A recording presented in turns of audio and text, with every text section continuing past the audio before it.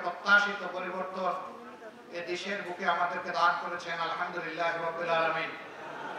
জুলাই মাসের 30 তারিখ এমন একটি দিনের আমরা কল্পনাও করতে পারিনি যে আমরা আগস্ট মাসের 30 তারিখ ইঞ্জিনিয়ার্স ইনস্টিটিউশনে বিভিন্ন পেশার সম্মানিত ভাইদেরকে নিয়ে আমরা একসাথে বসতে পারবো, এই স্বপ্নও দেখি নাই, কল্পনাও করি নাই।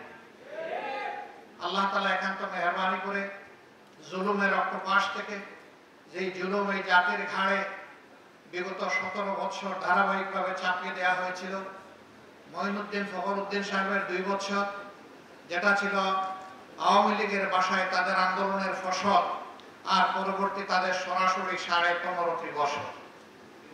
এ সময়ের ভিতরে আপনারা নিশ্চয়ই জানেন, সর্বপ্রথম আঘাতটা এসেছিল তৎকালীন বিডিআরের হেডকোয়ার্টার পিলখানায় 57 জন কমিটেড চৌকস দেশপ্রেমিক সেনা কর্মকর্তার উপর অত্যন্ত নির্মমভাবে তাদেরকে হত্যা করা হয়েছিল। তাদের পরিবারের সদস্যদেরকে নাজেহাল করা হয়েছিল, তাদের পরিবারের মা বোনদের ইজ্জত কেড়ে নেওয়া হয়েছিল, ইজ্জত লুণ্ঠন করার পর তাদেরকে হত্যা করে ড্রেনে ভাসিয়ে দেওয়া হয়েছিল। এই দিনটি জাতির জন্য একটি কালো দিন, কিন্তু সেই দিনের এ ঘটনা যারা ঘটিয়েছে আজও অপরাধীরা চিহ্নিত হয়নি, জাতির সামনে স্পষ্ট হয়নি। একই সাথে 2টা বাহিনীকে ক্ষতিগ্রস্ত করা হয়েছে, আমাদের দেশপ্রেমিক সেনাবাহিনীকে ক্ষতিগ্রস্ত করা হয়েছে, বিডিআরের গর্বিত প্রতিষ্ঠানকে ধ্বংস করা হয়েছে। এরপরে আপনারা লক্ষ্য করেছেন পরবর্তী বছরের মাঝামাঝি এসে বাংলাদেশ জামাতে ইসলামের উপর আঘাত দেওয়া হয়েছে অত্যন্ত মিথ্যা এবং খোঁড়া অজুহাতে। জামাত ইসলামের তৎকালীন আমির, নায়েবে আমির এবং সেক্রেটারি জেনারেল শহীদ মৌলানা মতিউর রহমান নিজামী, শহীদ আলী হাসান মোহাম্মদ মুজাহিদ এবং আল্লামা দিলওয়ার হোসেন সাইদি রাহিমাহুল্লাহ, এই 3 জনকে জুন মাসের 29 তারিখ গ্রেফতার করা হয়। তাদের অপরাধ, তারা নাকি ইসলাম ধর্মের অবমাননা করেছেন। আফসোস, ইসলামের জন্য আজীবন যারা লড়াই করলেন, যাদের অনুসারীরা এখনো লড়াই করে যাচ্ছেন, যাদের অনুসারীরা জেল জুলুম শাহাদত কবুল করেছেন, তাদেরকে অপবাদ দেওয়া হলো তারা ধর্মের অবমাননা করেছেন। এরপরে তাদের বিরুদ্ধে আরো মিথ্যা অভিযোগ, জঘন্য অভিযোগ আনা হলো 71 সালকে কেন্দ্র করে, এবং সাজানো পাতানো মিথ্যা অভিযোগ ট্রাইব্যুনাল করে, মিথ্যা সাক্ষী জোগাড় করে তারা বিচারের নামে চরম প্রহসন করে এদেশের সবচেয়ে সম্মানিত, সবচেয়ে পরিচ্ছন্ন, সবচেয়ে সৎ, সবচেয়ে দক্ষ নেতৃবৃন্দকে ঠান্ডা মাথায় হত্যা করলেন।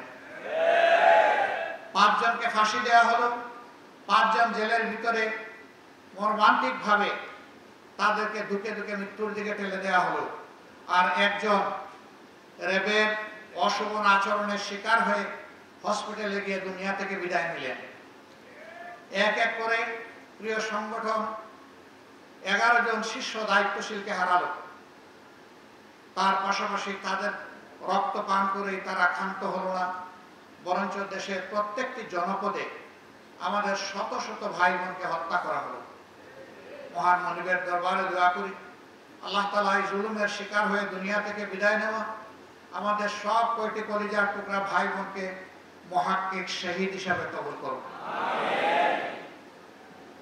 সম্মানিত ভাই বন্ধুগণ, তাদের শাসন আমলের নাম করা নাম কাড়া শাসন আমলে হুঙ্কার ধমকি, জনগণের উপর অত্যাচারের স্টিম রোলার, খুন ধর্ষণ, গুম লুণ্ঠন,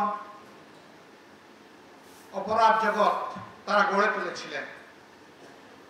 তারা রাষ্ট্রযন্ত্রকে বিকল করে অচল করে দিয়েছিলেন, রাষ্ট্রের সবগুলো সাংবিধানিক প্রতিষ্ঠান ধ্বংস করেছিলেন। এক ব্যক্তির ইশারায় রাষ্ট্রকে উঠতে হবে, বসতে হবে, সেই পর্যায়ে নিয়ে গিয়েছিলেন। একটা দল ছাড়া সকল দলের অস্তিত্ব ধ্বংস করার জন্য উঠে পড়ে লেগেছিলেন। শুধু জামাতে ইসলামী নয়, তার সাথে অন্যান্য বিরোধী দলকে আঘাত করা হয়েছে, তাদেরও নেতা কর্মীদেরকে খুন করা হয়েছে, তাদেরও নেতা কর্মীদেরকে গুম করা হয়েছে, তাদের সম্পদের উপর আঘাত দেওয়া হয়েছে। তবে ব্যতিক্রম জামাত ইসলামী তিনটা দিক থেকে। প্রথম ব্যতিক্রম হচ্ছে জামাত ইসলামের শীর্ষ যে 11 জন নেতা 1, 2 ক্রমিক থেকে 11 পর্যন্ত চলে গেলেন, এই বিপদ অন্য কোনো দলের জন্য আসেনি। দ্বিতীয় ব্যতিক্রম হচ্ছে একমাত্র দল যেই দলের নেতৃবৃন্দের ঘর বাড়ি ধ্বংস করার জন্য তৎকালীন জুলুমবাজ সরকার তারা বুলডোজার চালিয়েছিল। অন্য কারো ঘর বাড়ি ভাঙার জন্য তারা বুলডোজার ব্যবহার করে নাই। তৃতীয় ব্যতিক্রম হলো ছাত্র জনতার অভূতপূর্ব এই আন্দোলনের সময় দিশাহারা হয়ে সরকার জামাত ইসলামীকে নিষিদ্ধ ঘোষণা করে এবং তার সাথে ইসলামী ছাত্র শিবিরকেও নিষিদ্ধ ঘোষণা করে। অসৎ উদ্দেশ্য নিয়ে তারা এটা করেছিল যে এই সময় কাজ করলে জামাত ইসলাম ইসলামী ছাত্র শিবির বিক্ষোভে ফেটে পড়বে আর তারাও তাদের সর্বশক্তি নিয়ে আকাশ পাতাল সব দিক থেকে ঝাঁপিয়ে পড়বে। আন্দোলনের গতিপথ পরিবর্তন হয়ে যাবে, ছাত্র জনতার এই আন্দোলন ব্যর্থতায় পর্যবসিত হবে। জামাত তাদের পাতা ফাঁদে পা দেয়নি। আমরা তাদের এই চাতুর্য ধূর্ততা বুঝতে পেরেছিলাম।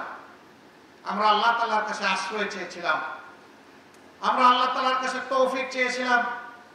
আল্লাহ যেন এই আঘাত আমাদেরকে ধৈর্য ধরে সহ্য করার তৌফিক দান করেন।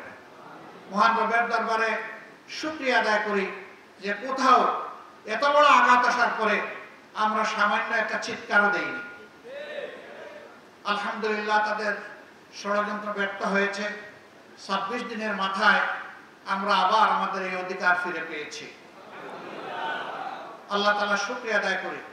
এই ফিরে পাওয়ার পরে আমরা উল্লাসে ফেটে পড়িনি, বরঞ্চ আমরা সেই মহান মনিবের দরবারে সুজুদে নিজেদের মাথাকে আমরা নুয়ে দিয়েছিলাম, যিনি আমাদেরকে আমাদের অধিকার আমাদের কাছে ফিরিয়ে দিয়েছেন এবং আমাদের উপর যে জুলুম করা হয়েছিল সেই জুলুমের পর্দা আল্লাহ তাআলা নিজেই ছিঁড়ে ফেলেছেন।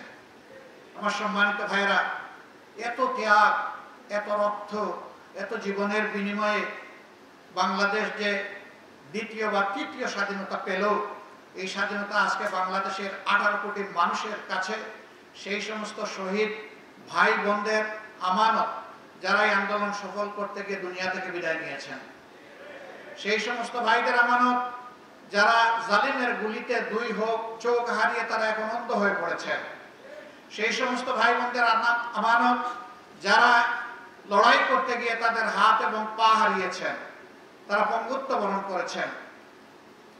আপামর জনতার এই আমানত আমাদেরকে বহন করতে হবে এবং তার প্রতি সম্মান দেখাতে হবে। বর্তমানে যে সরকার আছে, জনগণই তাদেরকে এই দায়িত্ব দিয়েছে। তাদের মূল কাজ হচ্ছে রাস্তার যে বিশাল ধ্বংস সাধন করা হয়েছে, প্রাতিষ্ঠানিক জায়গাগুলোকে এলোমেলো করে দেওয়া হয়েছে, সর্বনাশ করে দেওয়া হয়েছে, দ্রুততম সময়ের ভিতরে তারা এগুলাকে পুনর্বিন্যাস করবেন। নির্বাচনের জন্য একটা অনুকূল পরিবেশ তৈরি করবেন। যখনই অনুকূল পরিবেশ তৈরি হয়ে যাবে তখন একটি অর্থবহ, গ্রহণযোগ্য, সুষ্ঠু নির্বাচন জাতিকে উপহার দিয়ে তারা আবার তাদের স্ব কর্তব্যের জায়গায় চলে যাবেন। আমরা সেই দিনের অপেক্ষায় আছি। আমরা তাদেরকে সঙ্গত সময় দেওয়ার পক্ষে। এই কাজগুলা করার জন্য যেটুকু মিনিমাম সময় প্রয়োজন সেই সময় আমরা তাদেরকে দেওয়ার পক্ষে। আমরা এই কথা বারবার উচ্চারণ করেছি। সেই সাথে আমরা আমাদের আকাশ এখনো কালো মেঘ মুক্ত হয়নি। এখনো বাংলাদেশের আকাশে শকুনের ঘোরাঘুরি চলছে। এই ব্যাপারে আমরা যেন আত্মতৃপ্তিতে না ভুগি যে আমরা বোধহয় পরিপূর্ণ সফলতা বা বিজয় পেয়ে গিয়েছি। বাংলাদেশের মানুষকে হয়তো আরো অনেক ত্যাগ স্বীকার করতে হবে। আল্লাহ তাআলার কাছে দোয়া করি সকল ত্যাগের বিনিময়ে আমাদের দেশটাকে যেন আল্লাহ তাআলা পরিচ্ছন্ন করে দেন, আল্লাহ তাআলা যেন জুলুম মুক্ত করে দেন, আল্লাহ তাআলা যেন ন্যায় এবং ইনসাফের ভিত্তিতে একটা সমাজ বিনির্মাণের তৌফিক এই জাতিকে দান করেন। যে দলই ক্ষমতায় আসে তারা যেন এদেশের প্রত্যেকটি মানুষের আমানতের প্রতি সম্মান প্রদর্শন করে। আমাদের যুব সমাজ, ছাত্র, তরুণ এবং সমস্ত মানুষ একটাই স্লোগান তখন বারবার দিচ্ছিল, উই ওয়ান্ট জাস্টিস। এই সামাজিক সুবিচারটা বাংলাদেশের জনগণ একেবারেই পায়নি, বঞ্চিত। সুবিচার যদি প্রতিষ্ঠিত হয়, এটা শুধু হাইকোর্ট, সুপ্রিম কোর্টে, জজ কোর্টে হবে না, ম্যাজিস্ট্রেট কোর্টে হবে না, এটা প্রত্যেকটি পরিবার থেকে শুরু করে রাষ্ট্রের সর্বোচ্চ চূড়া পর্যন্ত সুবিচার কায়েম হবে ইনশাআল্লাহ। এই সুবিচার কায়েম না হওয়া পর্যন্ত স্বাধীনতা বারবার অর্জন করলেও তার স্বাদ ভোগ করা আমাদের পক্ষে সম্ভব হবে না। এই জন্য সুবিচারের এই বীজতলা তৈরি করা এখন এই জাতির দায়িত্ব। যারা এখন সরকার পরিচালনায় আছেন, আমরা যারা রাজনীতির মাঠে আছি, আপনারা যারা বিভিন্ন পেশায় নিয়োজিত আছেন, এই জায়গাটা তৈরি করা এখন সমন্বিতভাবে আমাদের সকলের দায়িত্ব। এই জন্য সমাজের অতি গুরুত্বপূর্ণ একটি স্তম্ভ হচ্ছে সাংবাদিকতার জগৎ। সাংবাদিকরা হচ্ছেন ওয়াচডগ। তারা উপর থেকে সবকিছু দেখার চেষ্টা করেন এবং তারা জনগণের ভাষা অনুযায়ী ভাষা বুঝেন, পড়েন এবং তা মানুষের সামনে তুলে ধরেন। এ কারণেই তাদেরকে বলা হয় জাতির বিবেক। কিন্তু সেই বিবেকগুলো গত 15 বছর, 15.5 বছর আফসোসের বিষয়, তারা বিবেক অনুযায়ী তাদের দায়িত্ব পালন করতে পারেননি। তাদের উপরে অত্যাচারের খড়গ নেমে এসেছে, সাংবাদিকদেরকে হত্যা করা হয়েছে, সামান্য একটি স্ট্যাটাস অথবা একটি রিপোর্ট ছাপার অভিযোগে তাদেরকে টেনে হেসড়ে জেলে নেওয়া হয়েছে, জাতির বিবেককে কারাবন্দী করা হয়েছে, তাদেরকে হুমকি ধমকির মধ্যে রাখা হয়েছে, অদৃশ্য উপরের নির্দেশের কথা বলে তাদের কলমকে অচল করে দেওয়া হয়েছে, তাদের মুখে এক ধরনের তালা ঝুলিয়ে দেওয়া হয়েছিল। 5 তারিখের পর থেকে হাতের কলম মুক্ত হয়েছে, মুখের তালাও সরে গিয়েছে। আমরা চাই যে এটা যেন, এই মুক্তি এবং তালা সরে দেওয়া, এটা যেন চিরদিনের জন্য হয়। আপনাদেরকে বলা হয় সমাজের দর্পণ। আয়না কখনো কোনো কিছুকে বাড়িয়ে দেখায় না, আবার কোনো কিছু হাইডও করে না, গোপনও করে না, যা আসে তাই তুলে ধরে। অনেক সংবাদপত্র সংবাদের নামে, নিউজের নামে নিজেদের ভিউজ তুলে দেন। তার ভিতরে যা খেলে যে চিন্তা, তিনি যা চান সেইটা নিউজের নামে চালায় দেন। এটা আসলে জনগণের জন্য, সমাজের জন্য কল্যাণকর নয়। আপনি নিউজের জায়গায় নিউজটা দেন, ভিউজের জায়গায় আপনি ভিউজটা লেখেন, তাতে কোনো সমস্যা নেই। জনগণ আপনার ভিউজ যদি কবুল করে আমাদের কোনো আপত্তি নেই। এই জায়গায়ও আমাদেরকে ফেয়ার স্ট্যান্ডার্ড এস্টাবলিশ করতে হবে। এই জায়গাটা যদি পরিচ্ছন্ন হয়, আমাদের বিচারাঙ্গন যদি পরিচ্ছন্ন হয়, তাহলে বাংলাদেশের মানুষের বেশিরভাগ ক্ষেত্রে মুক্তি অর্জিত হবে ইনশাআল্লাহ। অতএব এই 2 স্তম্ভকে আমাদের শক্তিশালী করতে হবে সকল কিছুর বিনিময়ে। ধরেন আল্লাহর ফয়সালার ব্যাপার, কে ক্ষমতায় যাবে না যাবে, অন্যের দায়িত্ব নিয়ে আমরা কথা বলতে পারি না, এ অধিকার আমাদের নেই। আমরা আমাদের দায়িত্ব নিয়ে কথা বলবো। এ কাজের জন্য যদি রাব্বুল আলামিন আমাদেরকে কবুল করেন, জনগণের হাত যদি আমাদের দিকে সম্প্রসারিত হয়, আমরা আপনাদেরকে কথা দিচ্ছি, আমরা আপনাদেরকে আহ্বান জানাচ্ছি, সেই দিন আপনারা যা বুঝেন আপনারা স্পষ্ট কণ্ঠে বলবেন, মুক্ত হাতে লিখবেন, আমাদের তীর্যক সমালোচনা করবেন এবং দেশাত্মবোধ নিয়ে আপনারা সেই সমালোচনা করবেন। আমরা সেই সমালোচনাকে আমরা আহ্বান জানাই, আমরা ওয়েলকাম করি। আমরা চাই না একটা বোবা জাতি তৈরি হোক, আমরা চাই না একচোখা একটা জাতি তৈরি হোক, আমরা চাই একটা চক্ষুষ্মান জাতি যেন আমরা আগামী দিনে দেখতে পাই। তরুণ ছাত্র বন্ধুদের প্রতি আমাদের অনুরোধ, তোমাদের বিশাল একটা কাজ তোমরা আমাদেরকে করে দিয়েছো, আমরা এই জাতি চিরদিন তোমাদের কাছে ঋণী থাকবো ইনশাআল্লাহ। বিশেষ করে যারা জুলুমের শিকার হয়ে, বুলেট বিদ্ধ হয়ে, হায়নার হাতে নিহত হয়েছে, তাদের সকলের জন্য আল্লাহর দরবারে দোয়া করে আল্লাহ তাদেরকে ক্ষমা করুন, আল্লাহ তাদের শাহাদাত কবুল করুন। যারা বেঁচে আছে আল্লাহ তাআলা তাদেরকে সুস্থতার নিয়ামত দান করুন। তোমাদের প্রতি আমাদের অনুরোধ, তোমাদের নিজেদেরকে গড়তে হবে, শিক্ষা প্রতিষ্ঠানে ফিরে যেতে হবে এবং আগামী দিনের কারিগর হিসাবে নিজেকে প্রস্তুত করতে হবে। এবার তোমরা জাতির জন্য যে ত্যাগ স্বীকার করেছো, এটাই যেন জীবনের শেষ ত্যাগ স্বীকার না হয়, বরঞ্চ এটা যেন শুরু হয় এবং জীবনের শেষ মুহূর্ত পর্যন্ত তোমরা যেন জাতিকে কিছু দিয়ে যেতে পারো। আমরা এইরকম একটি উজ্জ্বল, সম্ভাবনাময়, অত্যন্ত দক্ষ, চরিত্রবান, আল্লাহভীরু একটি যুব সমাজ আগামী দিনে কামনা করি। তোমরা যেন নিজেই একটা ইতিহাস হও, পরবর্তী প্রজন্ম এসে তোমাদের থেকে উৎসাহ নেয় যে আমাদের পূর্ববর্তী যুব সমাজ তাই করেছিল, অন্যায়ের সামনে বুক পেতে দিয়েছিল। সেখানে একজন খুনি অফিসার বলতেছে, স্যার একটাকে গুলি করি সেই পড়ে, আরেকজন সরে না স্যার। আমরা ওই সমাজ চাই।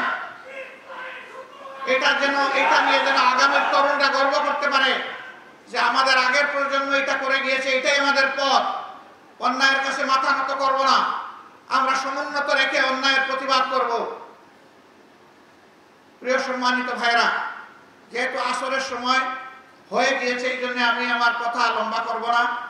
আমি সকলের প্রতি অনুরোধ করব, আসুন পরম বিচক্ষণতা, সতর্কতা এবং ধৈর্যের সাথে আগামীর পথ চলি। আসুন মহান আল্লাহর উপর আমরা পরিপূর্ণ নির্ভরতা বা নির্ভরশীলতা আমাদের মধ্যে অর্জন করি। আল্লাহর উপর তাওয়াক্কুল করি, আল্লাহকে ভয় করি সকল কাজে। আমি একটা সুন্দর সমাজ চাইব, আমি সুন্দর হব না, এটা হতে পারে না। সংশোধন আমার থেকে হতে হবে, আমাকেই মেলে ধরতে হবে। এই দেশে যারাই হিন্দু, মুসলমান, বৌদ্ধ, খ্রিস্টান যারাই বসবাস করে সবাই বাংলাদেশী, সবাই এদেশের সুনাগরিক, এদেশের গর্বিত নাগরিক। তাদের সকলের প্রতি আমাদেরকে শ্রদ্ধা প্রদর্শন করতে হবে, তাদের হকের প্রতি আমাদেরকে সজাগ থাকতে হবে। নিজ নিজ কর্মক্ষেত্রে উদাহরণ পেশ করতে হবে যে এখনো পরিচ্ছন্ন হাতের কিছু মানুষ এই দেশে জীবিত আছে এবং বাকিদেরকে পরিচ্ছন্ন হতে হবে। এই বাস্তব শিক্ষাটা সমাজে তুলে ধরতে হবে। যদি পেশার দক্ষতায় এবং দায়িত্ব পরায়ণতায় আমরা যদি একটা মডেল পেশ করতে পারি, পথ হারাই জাতি ইনশাল্লাহ পথ ফিরে পাবে। আজকে সবগুলা চেয়ার, সবগুলা গদি নষ্ট হয়ে গিয়েছে, অপবিত্র হয়ে গিয়েছে। এগুলাকে পবিত্র অবশ্যই আমাদেরকে করতে হবে ইনশাআল্লাহ। এর জন্য ওই ক্ষমতা দখলের বা গদি দখলের লড়াই আমাদের কাজ নয়। দক্ষতার জায়গায় নিজের দক্ষতা ফুটিয়ে তুলতে হবে আন্তরিকতার সাথে। আল্লাহ যেন এই তৌফিক আমাদেরকে দান করেন। আল্লাহ রাব্বুল আলামিনের দরবারে আবারও শুকরিয়া আদায় করছি। এক মাস আগে যা কল্পনা করিনি, আল্লাহ তাআলা নিজেই তার কুদরতি খাজানা থেকে এই জাতিকে একটা মহা উপহার দান করছে। রব্বুল ইজ্জত, তোমার এই মেহেরবানি শুকরিয়া আদায় করার শক্তি আমাদের নেই। তারপরে তোমার শেখানো ভাষায় বলবো আলহামদুলিল্লাহি রাব্বিল আলামিন। হে আল্লাহ, তোমাকে ভয় করে চলার তৌফিক আমাদেরকে দান করো। প্রিয় দেশ এবং জাতিকে ভালোবাসার শক্তি আমাদেরকে দান করো। যে সমস্ত মায়ের মুখ খালি হয়েছে, যে সমস্ত বোনেরা বিধবা হয়েছে, যে সমস্ত শিশুরা এতিম হয়েছে, যে সমস্ত যুবক যুবতী ভাইহারা হয়েছে, হে আল্লাহ, তুমি তাদেরকে সবরে জামিল দাও। এই প্রত্যেকটা পরিবারের প্রতি তুমি পুষিয়ে দাও। এখন যাদের উপরে রাষ্ট্র পরিচালনার দায়িত্ব আছে, তারা যেন কখনো এই জাতির আশা আকাঙ্ক্ষার বাইরে চলে না যায়, তাদেরকে সেই শক্তি দান করো। তাদের কারণে যেন আবার নতুন করে এই জাতির ক্ষতি না হয়, তাদেরকে তুমি হেফাজত করো। সকল চ্যালেঞ্জ ঐক্যবদ্ধ জাতি হিসাবে আমাদেরকে মোকাবেলা করার শক্তি তুমি দান করো। সর্বাবস্থায় আমরা তোমার সাহায্য চাই। হাসবুনাল্লাহু নি'মাল ওয়াকিল, নি'মাল মাওলা ওয়া নি'মান নাসির। আসসালামু আলাইকুম ওয়া রাহমাতুল্লাহ।